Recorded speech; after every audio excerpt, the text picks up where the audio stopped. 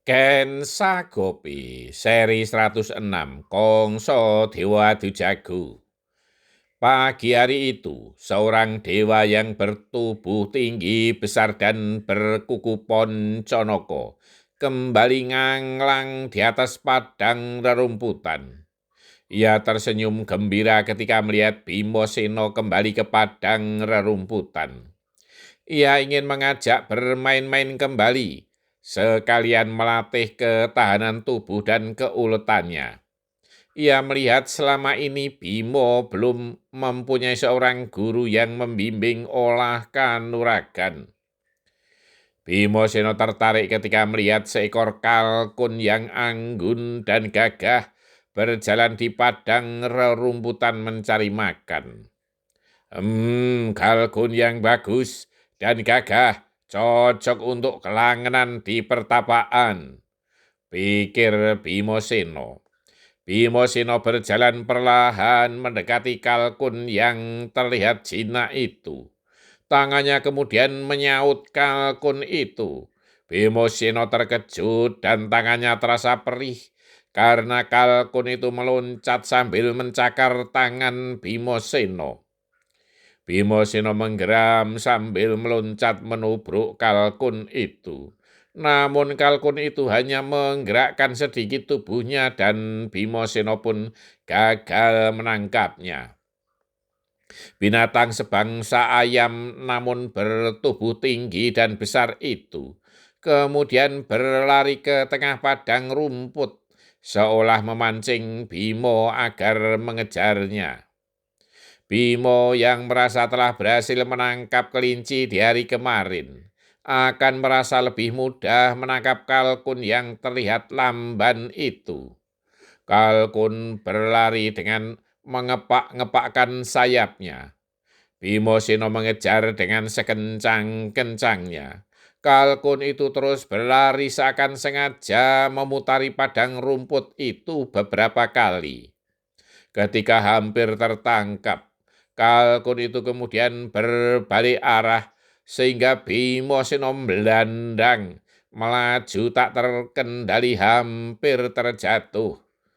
Kalkun kembali meninggalkan Bimoseno. Setelah sampai di tengah padang rerumputan, binatang itu dengan santainya makan rerumputan dan mencari belalang. Bimoseno dengan berlari-lari kecil mendatangi unggas tersebut. Setelah dekat, kemudian menubruknya. Bimoseno terkejut karena binatang itu justru menghadapinya dan kemudian mematuk dan mencakarnya. Bilur-bilur di tangannya mengeluarkan darah. Bimo mencoba memukul dan menendangnya, namun selalu meleset. Kemudian terjadi pertarungan antara keduanya. Perkelahian antara manusia dengan hewan berlangsung dengan serunya. Bimoseno sudah tak berpikir untuk menangkap unggas itu hidup-hidup. Bagawan Abioso dari kejauhan menyaksikan Bimoseno mengejar kalkun. Bahkan kini sedang bertarung. Keduanya tidak ada yang mau mengalah. Menurut penerawangan Bagawan Abioso, kelinci yang kemarin dan kalkun yang sekarang itu orangnya sama. Beruntunglah Bimo karena mendapat pelajaran yang sangat berharga darinya, walau dengan cara yang aneh. Tidak ia sadari cara itu akan sangat bermanfaat baginya. Jika ia berlarian seharian seorang diri, tentu sangat membosankan. Namun dengan cara itu, ia mendapat tantangan tetapi juga permainan. Kini Bagawan Abioso melihat pukulan Bimo dengan keras mengenai tubuh unggas itu, sehingga terlempar beberapa depa, terguling di tanah, namun segera melenting berdiri dan berlari seperti terbang. Bimo terlambat sesaat sehingga kalkun itu berhasil meloncati sungai kecil dan hilang di balik gerumbul perdu. Ternyata hari memang telah menjelang petang. Bimo tidak mengubernya. Ia justru duduk di rerumputan dengan peluh mengalir dari tubuhnya. Beberapa bagian kulitnya terasa perih karena cakaran dan patukan binatang itu. Bagawan Abioso kemudian meninggalkan Bimo seorang diri.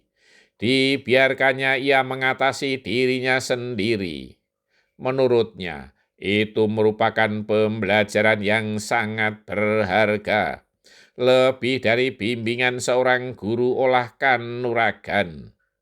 Dalam batin ia kagum terhadap cucunya itu. Bagaimana mungkin anak semuda itu mampu berlarian sepanjang hari tanpa beristirahat, apalagi makan dan minum bersambung. Ada 1000 jalan untuk menuntut ilmu.